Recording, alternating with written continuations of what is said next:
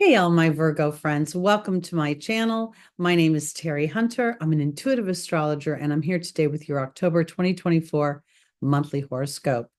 These horoscopes are based on whole sign Western astrology. So when I'm talking about Virgo, I'm referring to Virgo rising as the first house and dictating the landscape of the chart. This is also applicable to Virgo sun and Virgo moon. And if you have 3 or more personal planets in the sign of Virgo, this video is for you as well. When I refer to a day and a time, it's based on the Pacific time zone. So please adjust for your location. The month is going to be action packed as if they all have not been. We are definitely in transformational times.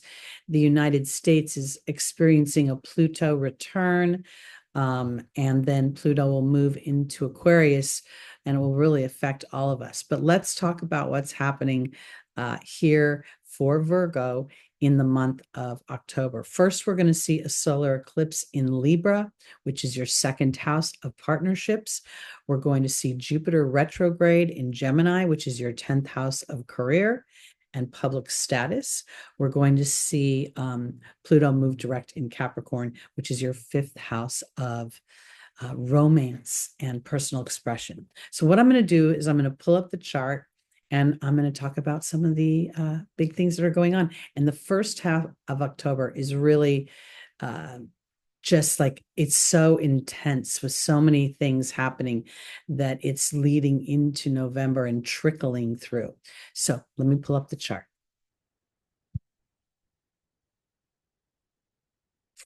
Okay. So how this starts is I'm going to tell you the house signs verbally because I can't keep it on Virgo rising. So here we see in your second house is the sun. The sun and Mercury are conjunct at 9 degrees in your second house of Libra. It's also conjunct the South Node. You've been experiencing this transit for a while. The South Node transiting your second house is a place where things could feel as if there is a sense of loss, a sense of having to release, a sense of having to let go, a sense of surrender. With the sign of Libra being overlaced with that South Node, we're going to see any sort of attachment to partners or partnerships or social situations, or even potentially areas where your skills, your voice has not been heard, and to be egoless to the idea that your voice is valuable and that your skills are valuable and that you can make your own money using your skills. This is very important. And this South Node has been sort of asking you not to edge God out, the ego, but to allow certain experiences to step in, to root you in to an anchor. Now we see Mercury, the planet of our mind, of our speech, of our everyday activities, of the groups that we work with in the form of our neighborhoods, our teammates, our workmates, our siblings, is conjunct the sun, illuminating. And in many ways, the sun is combusting Mercury's thoughts. And the next day, on the 2nd of October, we're going to have our last eclipse of 2024 at 10 degrees of Libra. So we're feeling this energy right now teeing up. We see that the sun and Mercury are in a square to Mars. Mars is in Cancer. Cancer is your 11th house of hopes, dreams, of innovation, of social groups and friends. And so as Mars has been transiting this house, it might be creating some disruption, some illumination of varying views, of opposing dynamics. You might even have experienced a lot of warring on the internet. I know on TikTok, there's been a lot of very impassioned political lives. And they've been, the warrior energy's definitely been alive.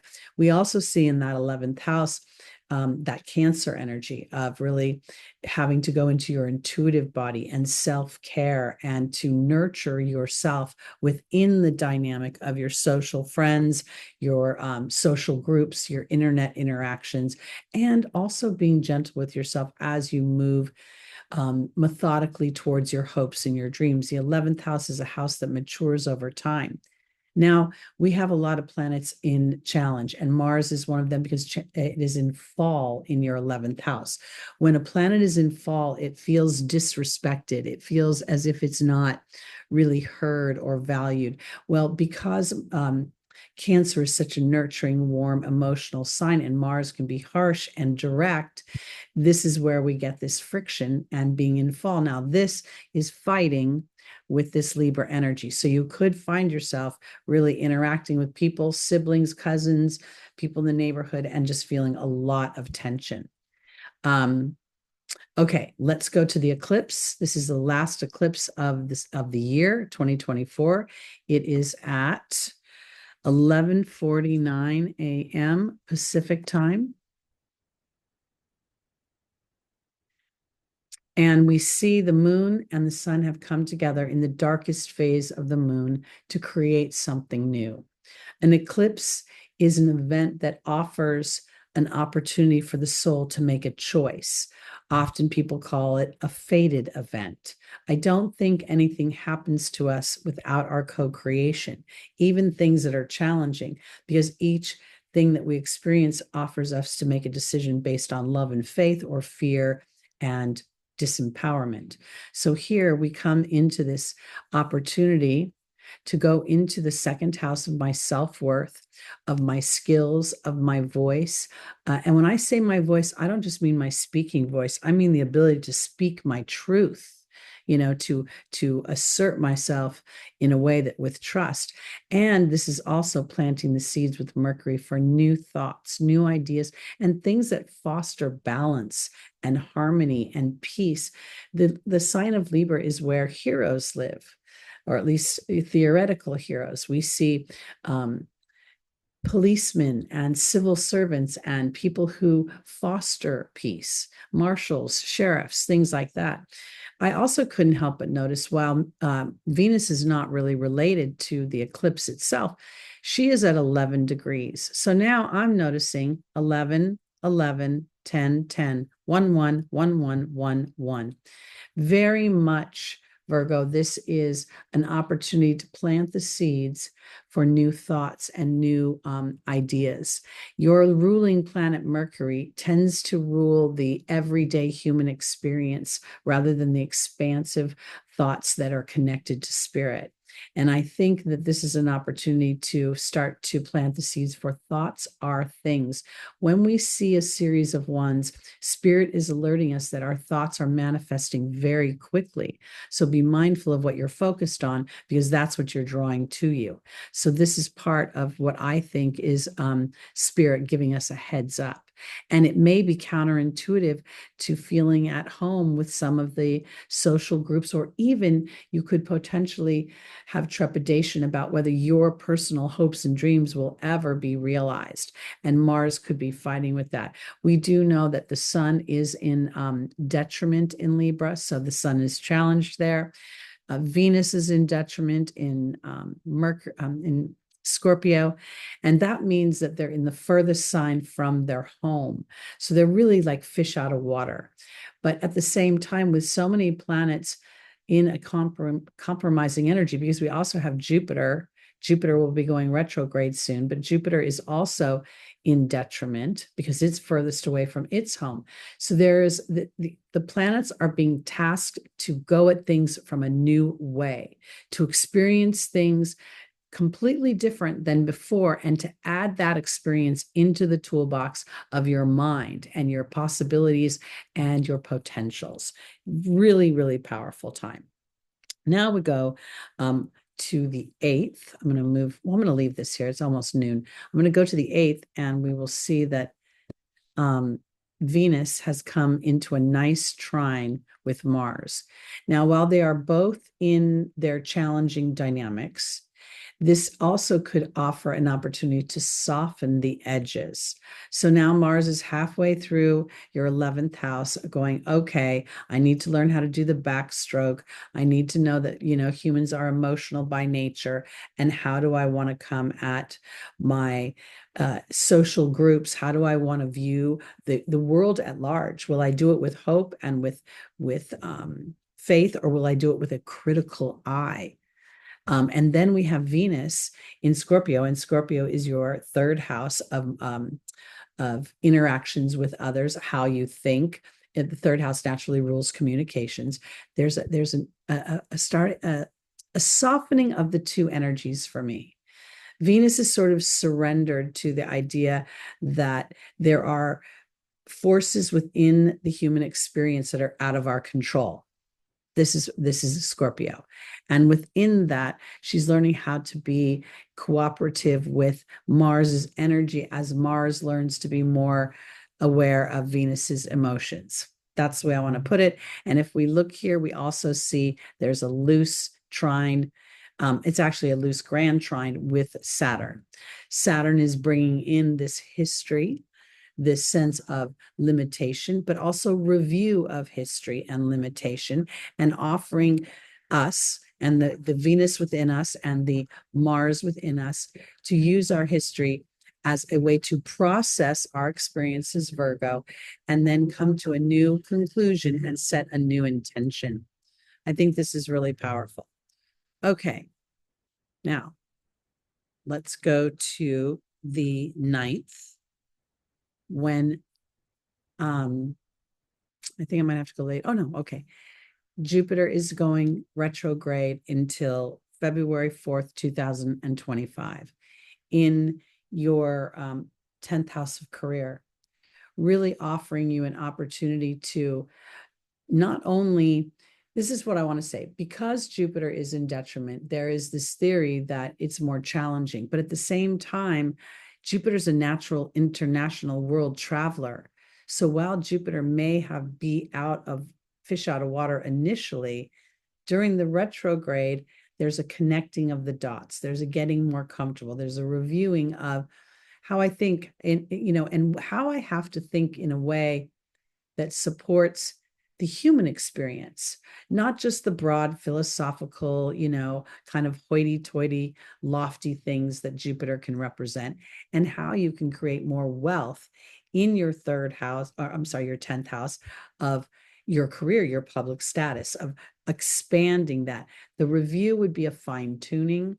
It would be kind of going back and really delineating between where Virgo feels a sense of duty or a sense of obligation, because you are naturally the house that is a service to others. It would also could potentially be about a shift in your health. If you've been really stressed out or you haven't been taking care of yourself, there could be a review of that and a real philosophical change within you, and that becomes obvious to everyone outside. And the retrograde would be sort of the processing and implementation. And then as Jupiter moves forward in 2025, you would probably be seen for some of the results of that. Let's say you wanted to start running or working out. And so by that time, as in February, it's the potential of you showing more muscle mass, or whatever your body's transformation could start to reveal itself. I'm just throwing that out there. Virgo rules the body, it rules health. Okay, let's go to one other thing I wanted to say. Jupiter, as Jupiter retrogrades, it's having this little conversation with Mercury. So basically, Mercury and Jupiter are opposites on the wheel, and they represent sort of the polarities, right? Jupiter is this wide, expansive philosophical thought that has to do with business, commerce, marketing, publishing, branding. There's a lot of things inside of the Jupiter energy that have nothing to do with travel. Now we have Mercury that rules our everyday activities in your second house, and Jupiter is in your 10th house. Using your personal skills, not necessarily the ones that you've used to be an employee, but maybe this is where you step up your vibration to entrepreneurship and you start implementing these things. Some sort of marrying of your own personal ambitions out into the world. You could be a side hustle. It could be creating content for a platform that after a little while could bring wealth or bring expansion to you in some way. Okay. Now let's go to the 11th, when Pluto moves direct in Capricorn for the last time for 248 years. I think I might have to go later in the day. Yeah, let me go a little later in the day. Whoops.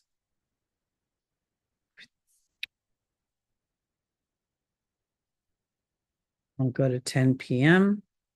Now, I think this is a pretty significant thing because as Pluto has been stationing, and its stationing is a really slow, Pluto moves very slowly. So it's been stationing at 29 degrees, 38 minutes. Both the 29 reduces down to an 11 and the 38 reduces down to an 11. This is significant for me, Virgo, because this is again echoing the solar eclipses series of ones that are alerting you. Your mind is creating and co-creating with the universe. And as you're aware of your thoughts, you're shifting them towards the things you want to experience is paramount at this time. Because then as Pluto finishes the last few degrees of your fifth house, it moves into your sixth house, which could very much change your career or open up your workspace in a way that you never imagined. And I say that because we've got the advantage of Jupiter right now going through your 10th house and Venus's awarenesses as she's going through your third house.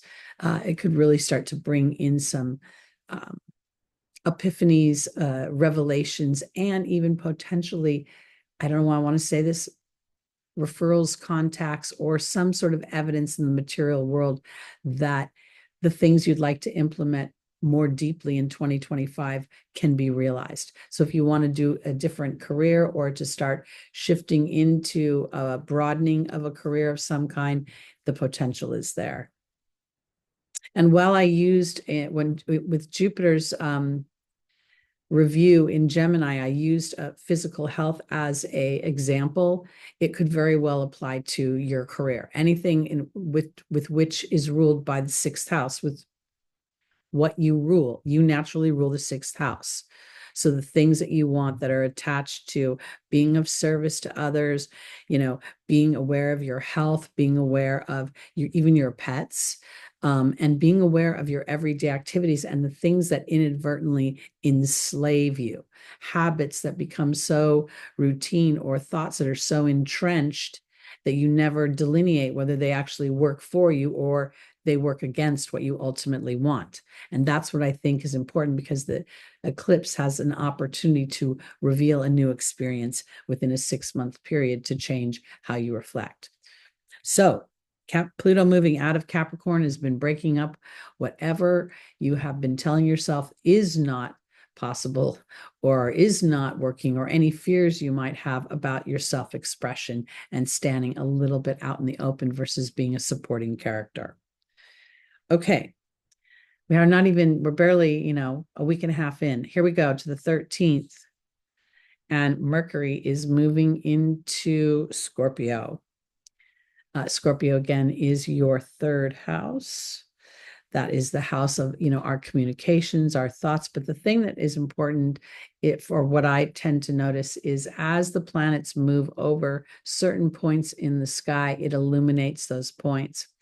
And I didn't mention Venus going over the Shapley attractor, but I will backtrack a little bit because Mercury is about to go over the Shapley attractor. This Shapley attractor is at 2 degrees and some minutes of Scorpio. This is a point in the Shapley cluster that offers us an opportunity to release false attachments, release old ideas, old situations where we've disempowered ourselves. Venus would have had conversations about money, about her sexuality, about her partnerships, and where she gives up her co-creation because she doesn't feel good enough. Now, Mercury is going to, over the next few days, have a conversation where it's getting an opportunity to really think about the deep psychological imprint of what it has enslaved you. And that's further evidenced by the square to Pluto. So wherever you've had fears about your own particular abilities, your personal pleasure even, the fifth house is where you find enjoyment. It's where we conceive children. It's where romance lives, our high school years live. And so it's really known as the house of pleasure. So here there's going to be Pluto's been breaking up whatever doesn't serve you, whatever's been toxic, it's been bubbling to the surface, as well as that psychological imprint. And Mercury is here, sort of, it's coming to the surface. And I don't know if Mercury is enjoying the journey too much. I'm not bringing up the moon right now because it moves too quickly. Let's go to the full moon on the 17th. And I don't mind saying the 17th is my birthday. So this is a full moon on my birthday at 4:26 a.m. And we see that the sun and the moon are in opposition at 24 degrees. The moon is at 24 degrees Aries. Aries is your eighth house of transformation. The wheel happens to be on Virgo right now. So this is your natural wheel. Here's that first house for Virgo rising. This is significant to me because this illumination here, this full moon is illuminating a wound. It's illuminating potentially where, the thing about the Aries energy is we always associate it with the warrior immediately. And I'm not saying there isn't a little bit of tension in this this full moon, but at the same time, there can be an illumination about how important it is that the self is nurtured. There are certain signs in the zodiac that give so much of themselves up that it almost becomes a golden noose. While others appreciate you, they can end either up depending upon you or being crippled in some way. And that puts more of a burden on the Virgonian energy.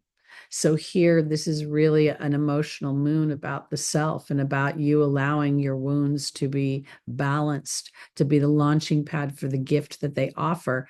But it's going to take a lot of bravery because we've got this Mars square.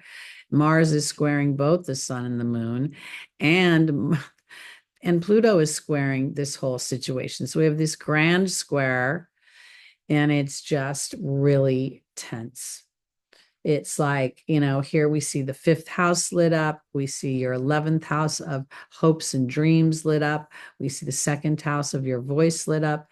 And we see the eighth house of other people's influence and power over you, through money, through, sex, through psychological twisting of you. I think it's a tough one. And at the same time, the illuminations that are offered can really be a launching pad. Sometimes humans move best when they're a little pissed off. They don't always, when they're content, they don't always tend to expand. And so there's the wisdom of a divine disruption. We'll also see on the 17th, again, I'll say it's my birthday. I probably won't talk about it again, but I'm going to say it.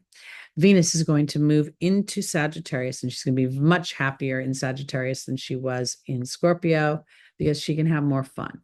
Let's go to 4 p.m. Let's see if she's got there yet. Oh, there she is. Okay, so as Venus gets into Sagittarius, she really enjoys her time. This is your fourth house of home, hearth, nurturing. Who knows, you could potentially meet up with some old friends you haven't seen in a while, or find yourself, I don't know why I want to say potentially traveling home. I don't know, but let me offer this for my Virgos. As Venus moves into Sagittarius, she's going to hit two very powerful points as the month continues. First, the great attractor, and then the galactic center. The great attractor is at 14 degrees of Sagittarius within the Shapley cluster, and the galactic center is at 27 degrees of Sagittarius. This is powerful because it gives you an opportunity to start right now, as you're releasing any false attachments through your ruling planet to you being small, to start to call forth experiences. And I want to say, because I'm really resonating with the Sagittarius energy being less about travel and more about expanding business, commerce, your writing, publishing, potentially. I'm really getting a business commerce feel about it. So in a modern day, this would be going in a new direction. And again, I can't help but go to technology. your 11th house being Cancer makes me feel like you could create some sort of healing situation. I don't know. I'm not going to tell you what to do, but your skills can be used here. The Venus ruling your skills and your self-confidence. So this is a powerful beginning. Let's see how she's starting this transit into Sagittarius with a nice trine to her good friend Neptune. This would be where we're starting to really implement our spiritual connection. So when I think about the great attractor, it's something like this, Virgo. I say, thank you, Spirit, for bringing all the people to me who will best be served by my gifts and my talents. May we both mutually benefit from this working relationship. So as you start to really hone in what it is you want for yourself and allow this energy of Venus to work for you. Again, this fourth house is powerful because it's where you feel at home as well. It's, yes, it can be the home that your roots that you were grown up in and the traditions of those. But as we age, that home takes on sort of a different hue. Okay.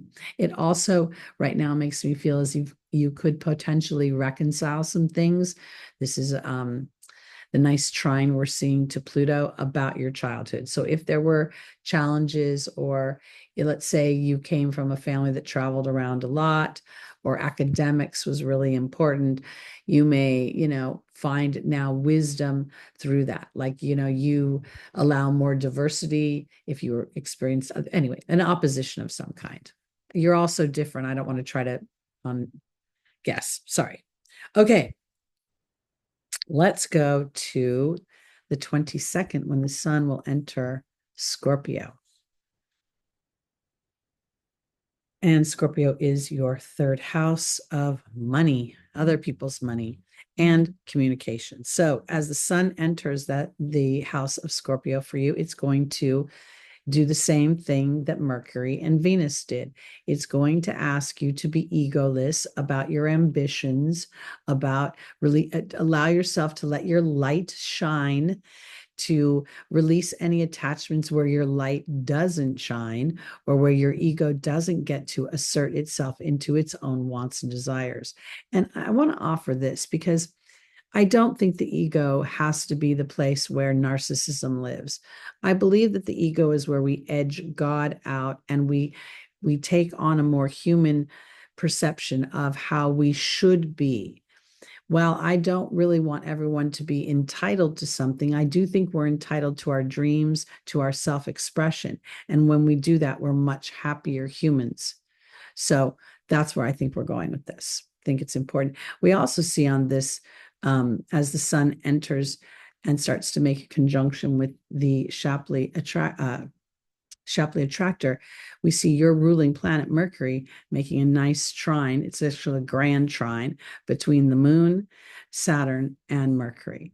So this could be very much where, your thoughts of home, how you've been raised, what's been, the philosophies you were raised under, the traditions you were raised with.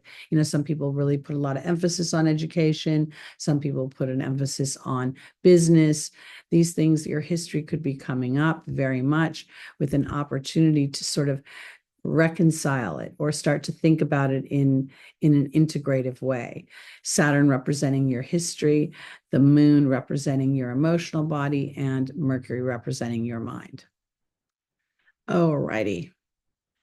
Now we're going to go into an interesting dynamic with Venus when we get to the 25th. And this is going to take me to the great attractor and why I'm so enthralled by this energy. So here we see Venus is starting to come into conjunction. Again, the great attractors at 14 degrees of Sagittarius. This is literally like where you think of yourself like a tractor beam and everything you want is being drawn to you. Yet Venus is in a square and a growing square with Saturn. This is tension and it's difficult, but to me, it's because the human is not used to not taking action. We always want to step out and do something. What does Virgo rule? Process, analysis, to literally take something practically and logically from one point to another. Here, Venus's practicality comes from creating a strong foundation and processes with my spirituality, aka morning meditation, maybe even getting up and using walking as a spiritual meditation, so spirit can bring signs and omens across your path. Maybe it's making a vision board and then taking time to gaze upon it. It's about building a strong structure and processes, and I think that square illuminates the rest of the month as it gets tighter. This ability, where I'm going with this is, as you connect with your spiritual team, Virgo, they will give you physical experiences that will support where you want to go and give you a bigger trust in the unknown. Because I do think there's a change in your career, or there's an expansion of something within your career sector, or within your public, your social status and your public view. And so if your career is not up for grabs, then something to do with your health, or something to do with, animals. Could even be where you start working with animals if you love that and that's been a dream, or you start to put into place the thought processes that allow that dream expansion. Now, I want to say one other thing, and then I'm kind of going to wrap up the month, because to me, these are the highlights. Your ruling planet is the focal point, the apex of a transit yod. So from about the 25th until maybe the 27th, 28th, we'll see Mercury in a quincunx with Jupiter. Jupiter's in a sextile with Chiron. Chiron is in a quincunx with Mercury. These are known as the finger of God. So now we're seeing your 8th house lit up with how you want to transform the self. Will you be brave? Will you be pioneering? We see your 3rd house of Scorpio lit up in an opportunity to really get through your communications, through your ideas, through your processes. You could create money. Other people could benefit from your products or services. And then, even though Jupiter is not in its highest energy in Gemini, I still think that this review is business oriented. And as you start to process that and think and review, and maybe even be brave enough to go back and revisit old people, or let people know of, I don't know, if you haven't been there, if you haven't done any marketing in a while, you do a little bit of marketing, or you promote some of your stuff a little bit. I don't know. I feel like there's a little bit of a review there. And as you do that, there's God will be watching over you. That's the way I want to put it. Okay, I'll stop my share right now. That is it for me, for my Virgos for October 2024. Again, my name is Teri Hunter. I'm an intuitive astrologer. I'm an angel therapy practitioner, tarot card reader, Reiki master, and life coach. If you'd like to book any of my services, my information is below in the description. And I'll be back in November with your November 2024 monthly horoscope. Thanks so much. Please like, please subscribe, and please share. See you soon, Virgo.